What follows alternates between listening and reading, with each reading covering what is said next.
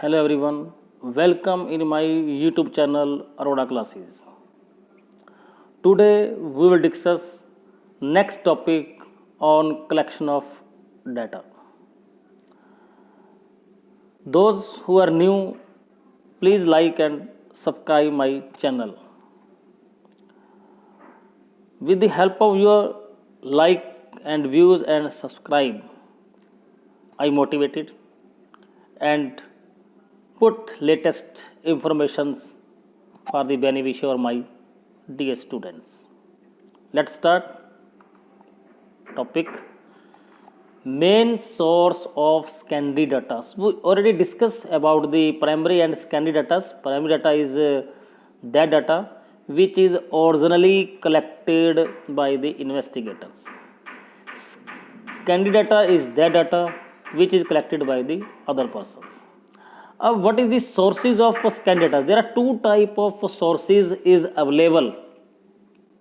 First, candidates published and unpublished source. Published source means it is that source which is easily available for outsider.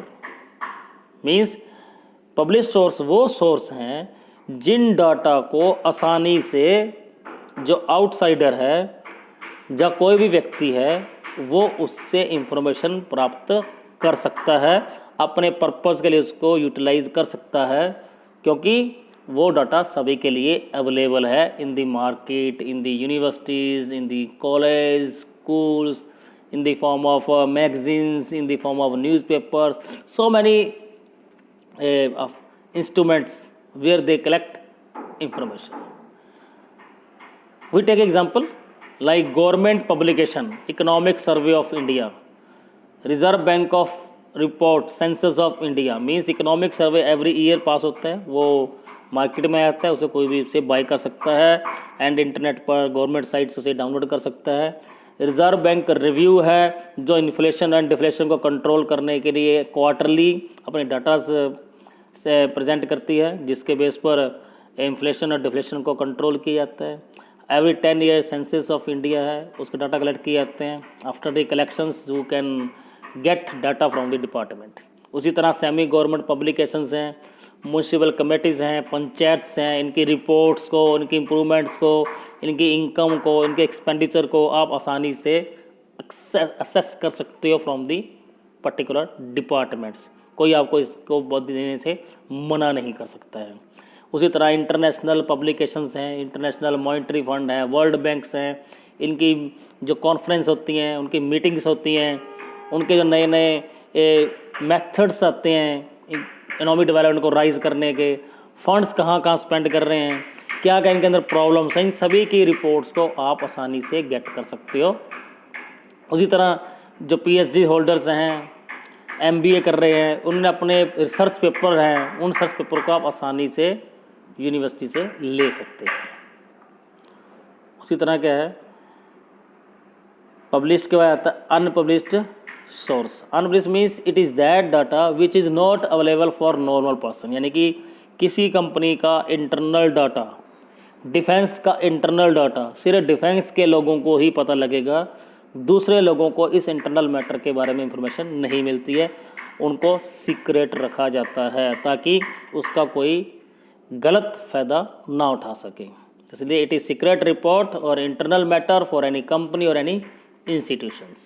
But अगर हम बात करते हैं secondary data की, जब भी हम किसी सेकेंडरी डाटा को यूटिलाइज़ करते हैं उसे एज इट यूटिलाइज़ करना पॉसिबल नहीं है, वो खतरे से खाली भी नहीं है, उसके रिजल्ट क्या है रॉन्ग भी हो सकते हैं. इसलिए before the using secondary datas must be use precautions. Which type of precautions we can use for secondary datas discuss here. First is ability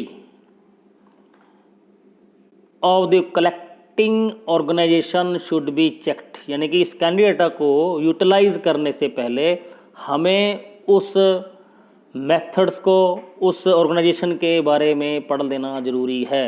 otherwise हम डाटा का यूज़ करते वक्त प्रॉब्लम क्रिएट कर सकते हैं अपने लिए. मीन्स हमें जिस इन्वेस्टिगेटर ने डाटा को कलेक्ट किया है उसकी एबिलिटी, उसका experience should be checked. Utility of data should be match with the objective of the investigation.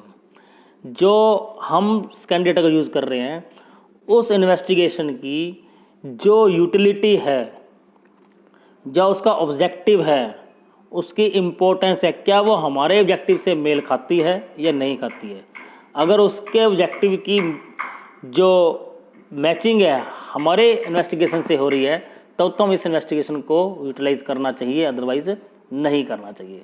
Method of collecting data by investigator, यानी कि स्कैन डेटा को यूज़ करने से पहले हमें ये देखना चाहिए कि जो इन्वेस्टिगेटर ने कलेक्ट करने का मेथड यूज़ किया है, क्या वो हमारे रेलिवेंट है या नहीं है। अगर हमारे रेलिवेंट है तो डाटा को यूज़ करना इजी है, अगर वो हमारे रेलिवेंट ही नहीं है तो हमारे लिए क्या है, रॉन्ग कंक्लूजन ला सकता है। The period and requirement of investigation should be taken in account. कहता है कि जब हम इन्वेस्टिगेशन करते हैं तो इन्वेस्टिगेटर के डाटा को हम यूटिलाइज कर रहे हैं, तो उसका टाइम और उसकी रिक्वायरमेंट हमारे से मैच करती हैं या नहीं करती। जो डाटा कलेक्ट किया इन्वेस्टिगेटर ने, वो क्या नॉर्मल ईयर है या फिर स्पेशल ईयर है, या जो उसकी रिक्वायरमेंट है उस वक्त क्या वो रिक्वायरमेंट हमारी भी हैं, फिर तो हमें इन्वेस्टिगेटर की इंफॉर्मेशन को यूटिलाइज किया जाना चाहिए, अदरवाइज नहीं। Accuracy of data should be checked. किसी भी स्कैन डेटा को यूटिलाइज करने से पहले उसकी एक्यूरेसी को चेक करना चाहिए। कहीं लैंग्वेज की प्रॉब्लम तो नहीं है, कहीं राइटिंग स्किल की प्रॉब्लम तो नहीं है, कहीं जो डाटा फुट के हैं वो गलत तो नहीं है, उसका सोर्स का सही है या नहीं है। इन चीज़ों को यूटिलाइज करना ज़्यादा क्या है, बेटर रहता है। Units of measurement should be checked. क्या कौन से मेजरमेंट यूज़ किया उसने यूनिट्स के लिए, क्या वो मेजरमेंट सही है, क्या आज के टाइम के रेलिवेंट हैं। जैसे कि बहुत सारी जो इंडियन इकोनॉमिक पॉलिसीज़ हैं वो पास्ट की हैं, वो आज रेलिवेंट नहीं है, उसे चेंज करने की ज़रूरत है। तो हमें इन्वेस्टिगेटर्स को डाटा को यूटिलाइज करने से पहले हमें उनकी एबिलिटीज़ को चेक करने की ज़रूरत है, तभी इस कैंडिडेट्स को हम यूज कर सकते हैं। Otherwise wrong results comes out when you are not use precautions before the using of scanned data. Thank you. Have a nice day. If you have any problem, please discuss with me.